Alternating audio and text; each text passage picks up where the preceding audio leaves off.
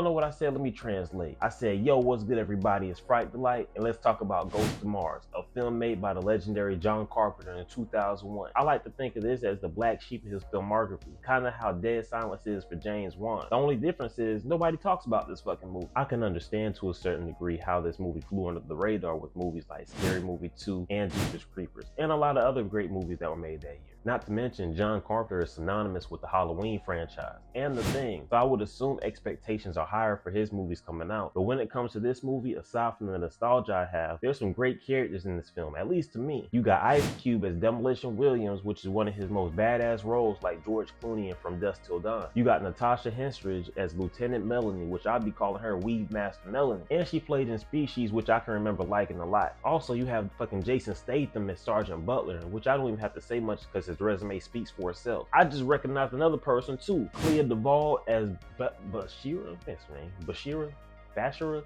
whatever. She played in The Faculty as Stokely. This movie is stacked with actors that I've grown up with in some form or another, which is probably why I have a soft spot for the film. But even though I have a soft spot for the film, the general reception is pretty much the complete opposite from what I've seen. The movie is about a police unit biting off more than they can chew when they attempt to pick up a criminal in a Mars city that's infested with the spirits of the Martians that's lived there for centuries. Now, where would I rank this film on a scale of boo-boo to Fright Delight? Well, if you haven't been here before, I'm gonna recap the movie, give my thoughts and opinions in between, then end it off with a tier rate. So let's stop playing and get to it.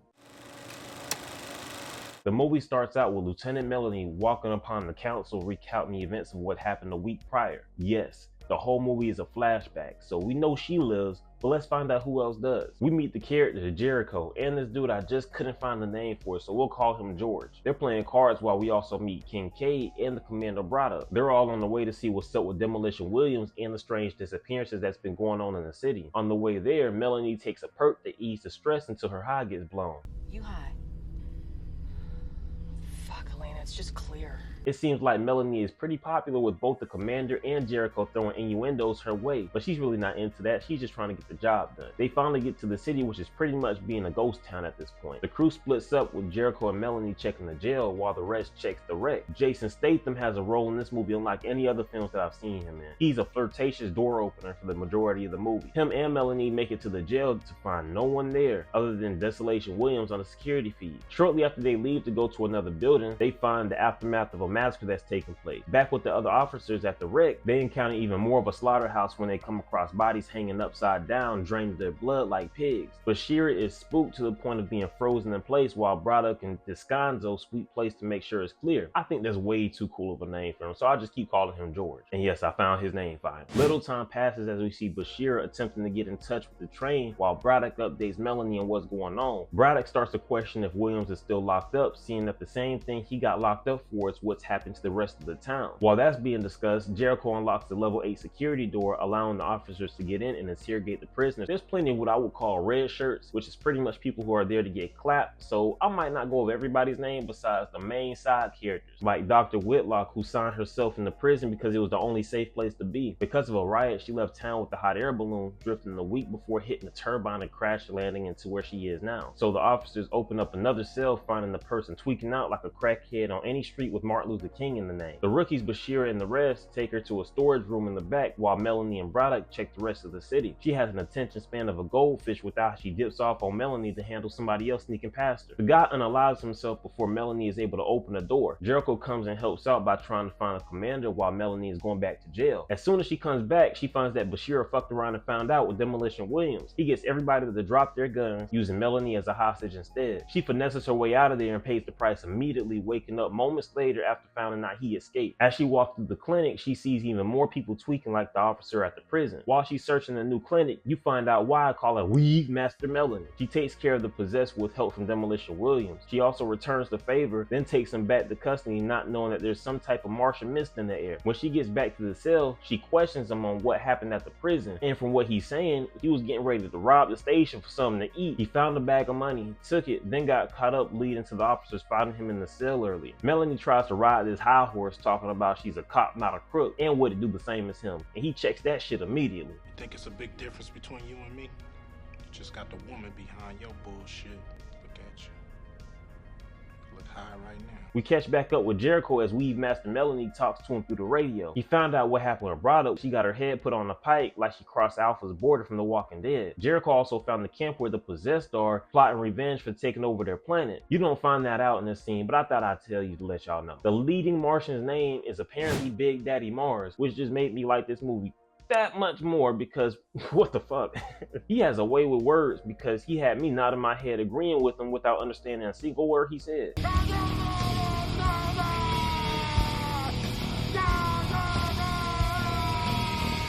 Jericho loses touch with the rest of the officers, leading Melanie to question Whitlock on what's happening. She says they woke up whatever was dormant underneath the surface and is now possessing people. As soon as she finishes explaining, the door next to her cracks open and she checks it out and gets attacked by the possessed. Bashira tries to help out, but she's no fire. Weave Master Melanie is the only one who brought a gun to a fist fight. The Martian Mist leaves her body and inhabits another red shirt, which is Old Man Rusty. We check back in with Jericho. As he was getting away from the possessed, he came across a group hiding out from him too. You got Uno, Dos, and Tres. And before you ask, yes, those are their names. Uno tells Jericho about what they've seen in the mining grounds, taking us to another flashback, which is kind of funny because the entire movie is already a flashback. Now Jericho's flashback has a flashback in it. The way John Carpenter chooses to tell this story is silly as hell, but apparently, according to him, he was on a creative burnout by the time this film came out, and you can tell by the scene alone. Anyways, the three amigos witnessed the Martian Mist taking over the mining fields, but Uno came back to check out the scene only to find that the miners acted different this time,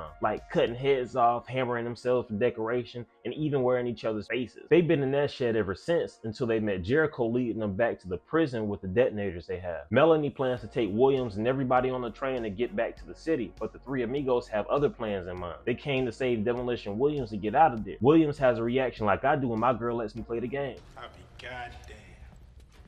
Woo! Finally.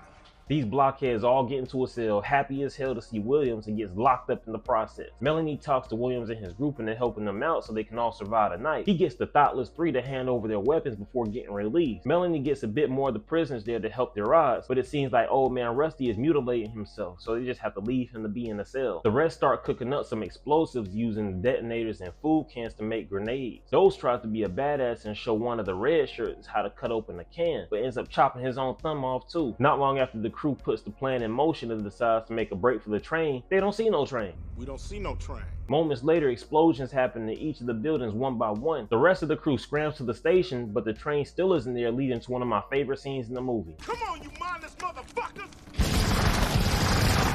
Even though at this point it's at B-movie quality, Ice Cube gives me an S-tier enjoyment when I see him on screen as a badass. Grenades and bullets fly everywhere. As chaos ensues, Dos is the next one to go, getting blasted by his own grenade. This is a side note. Even though I think it's dumb to kill the possessed because they could potentially infect you to continue the trend, I think it would be even dumber to lie down while they try to kill you. So I could see why they just say fuck it and try to kill all of them. Shit, I'll take my chances with the Martian Mist too, but my black ass would probably go out like Uno, not even having a chance on the battlefield, getting possessed right in the middle of everything.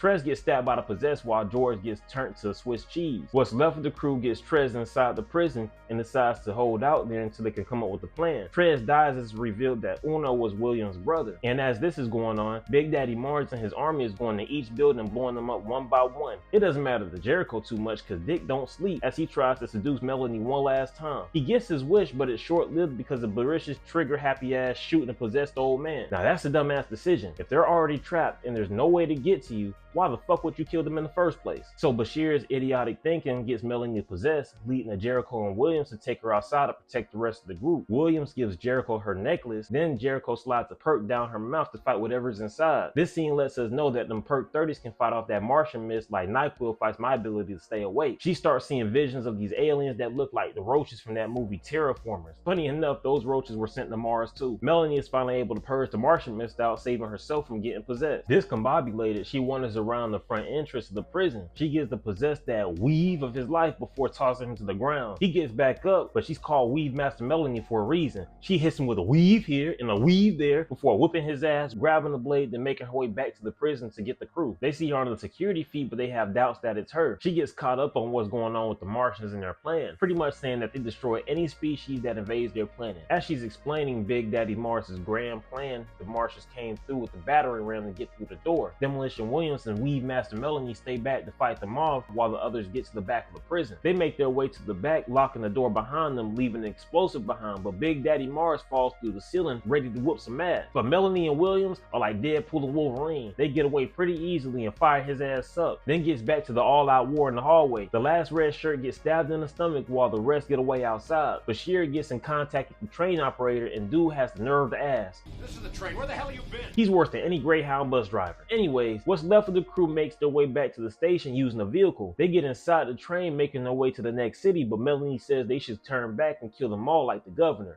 In your cars, get your guns. We go in. Kill them all.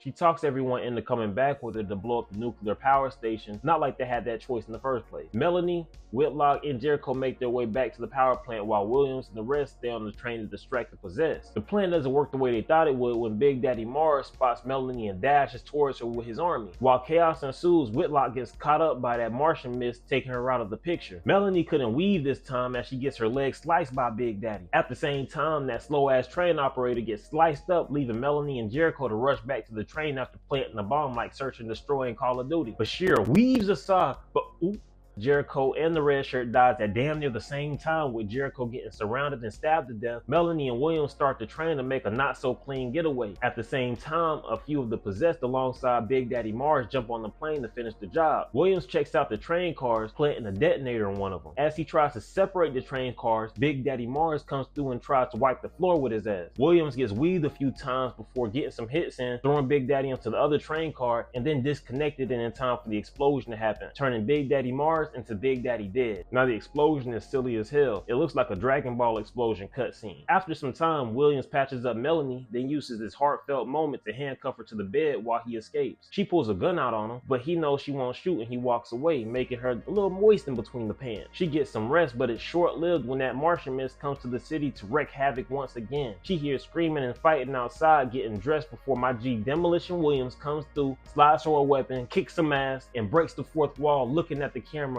before ending the movie. Alright homies, that was Ghost of Mars from 2001. A cheesy film, but the good cheese, not none of that government cheese shit. This movie does have hella problems, from the flashback within flashback storytelling. The cinematography for this movie is bland at best, using the majority of still shots and zoom ins. Yeah, and then the red filter used as the mist for the point of view of the Martians really didn't work for me. It actually derailed some of the tension they were going for in the first place, at least in my opinion. Some of the positives for this movie are, for one, the characters, and it might not even be the characters themselves. I'm fully aware that it may just be the actor's portrayal of the character. You got some nostalgic actors in here and actresses like Natasha Hendricks as Melanie, Ice Cube as Williams, Jason Statham as Jericho. This movie is actually stacked with some 90s nostalgia-driven actors that actually work well on screen together. Well, not everyone. Pam Grier was a little shaky for me, but she gets beheaded, so it doesn't really last long. Some of the things I have mixed feelings on are the possessed and Big Daddy Mars. While I like the whole premise of Martians taking over anybody that invades their planet, I don't like the way that they possess other people when they try to kill anyone else that isn't possessed. Like, what would happen after they finish killing everyone off? Do they continue to live as the invading species, or do they expel themselves like what happened on Melanie when she took that perk? Maybe I'm thinking too deep, but I think that they could have had the Mist people kill themselves off like the Win and the Happening. Never mind. Big Daddy Mars is a tough antagonist for the movie. I really enjoy how much passion he put in behind the gibberish. He sounded like an aggressive toddler, and to find out that this man's name is Big Daddy Mars is hilarious too. Who named this character in this movie? We don't know. We've never been told that this guy's name is Big Daddy Mars. As much as I like him, I can see how he isn't used well in the film at all. I feel like the movie didn't utilize him enough for me to actually feel his villainy. All you get to see him do is yell a bunch of gibberish, behead one red shirt, and throw a saw at Melanie, then die at the end. So with all that being said, I like to put this movie in the good time with alcohol category. Now, where would I rank in surviving with the two final survivors, Williams and Melanie? Now, on one hand, I like to say I get character survival, but in the same breath, knowing my luck, I'll probably get the one to be possessed mid-fight like Uno did. Around the time the three of us will have to get back on the train after the plan went to shit. So my humble opinion, I think I'll be in the almost but still dead category. So those are my thoughts on the horror action film Ghost of Mars. While being B-movie level quality, I can still find enjoyment in the actors and actresses involved, which is mostly nostalgia driven. If you're a fan of John Carpenter, I would suggest going to this movie without the expectation of a Halloween or The Thing. If you do that, then I think you have a halfway decent time, and that time will be even better if you have at least grown up with one of the actors like I have. If you made it to the end of the video, thank you so much for making it this far. Let me know what you thought of Ghost of Mars in the comments below, even if you disagree with me. And if you enjoyed this video and have any movies that you want me to cover in the future, put that in the comments below too. Please like and subscribe to see more reviews like this one if you haven't done that already. Alright, it's been real, homies. I appreciate y'all coming to a Fright Delight, and I'll catch y'all later. Peace.